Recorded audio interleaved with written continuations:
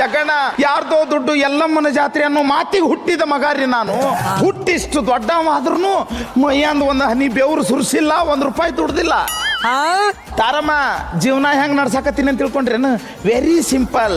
ಶ್ರೀಮಂತರ ಮನೆ ಹೆಣ್ಮಕ್ಳನ್ನ ಪಟಾಯಿಸೋದು, ಜೀವನ ಮಾಡೋದು. ಈಗ ಒಂದು ಹುಡುಗಿನ ಪಟಾಯಿಸಿನಿ, ಆಹಾ ಅವ್ರ ಮಾವ ಕನ್ನಡ ಇಂಡಸ್ಟ್ರಿನ ಆಳ್ತಾ ಇದ್ದಾರೆ, ಆಸ್ತಿ ಎಲ್ಲ ನನಗೆ ಬರ್ತೈತಿ, ಎಂಗೇಜ್ಮೆಂಟ್ ಆಗೈತಾರಮ್ಮ, ಇಲ್ಲಿಗೆ ಬರ್ತೀನಿ ಅಂದಾಳ. ಈ ನನ್ನ ಮಗನ್ ಎಲ್ಲೂ ನೋಡಿದನಲ್ಲ ನಾನು. ಅಯ್ಯೋ ಓಡ್ಬೇಡ ಕಣೆ, ಓಡ್ಬೇಡ. ಯಾಕ್ರಿ? ಓಡ್ಬೇಡ ಕಣೆ, ಕ್ಯಾಮ್ರಾ ಕ್ಯಾಪ್ಚರ್ ಆಗಲ್ಲ, ಹುಡುಕಾಡ್ತಿರ್ತಾರ ನಿನ್ನ. ನಮ್ಮ ಯಜಮಾನ್ರಿ ಯಾವಾಗ್ಲೂ ಹೀಗೆ.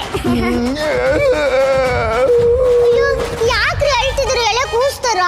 ಏನಿಲ್ಲ ಕಣೆ, ನಮ್ಮ ಅಪ್ಪನಿಗೆ ಅದ್ರದ್ದು ಆಪರೇಷನ್ ಇದೆ ಅಂತ. ಯಾವ್ದ್ರದ್ದು? ಅದು ಗುಂಡಿಗಿರುತ್ತಲ್ಲ,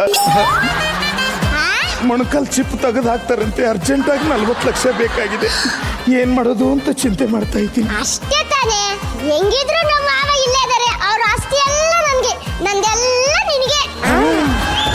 ನನಗೂ ಅದೇ ಆಸೆಯಿಂದನೇ ಬಂದಿರೋದು. ಜಾಸ್ತಿ ಮಾತಾಡಬೇಡ, ಡೇಂಜರ್ ಝೋನ್ ಒಂದಿದೆ. ಇಂದೇ ಡೌನ್ಲೋಡ್ ಮಾಡಿ ಮತ್ತು ನಿಮ್ಮ ನೆಚ್ಚಿನ ಶೋಗಳನ್ನ ಆನಂದಿಸಿ.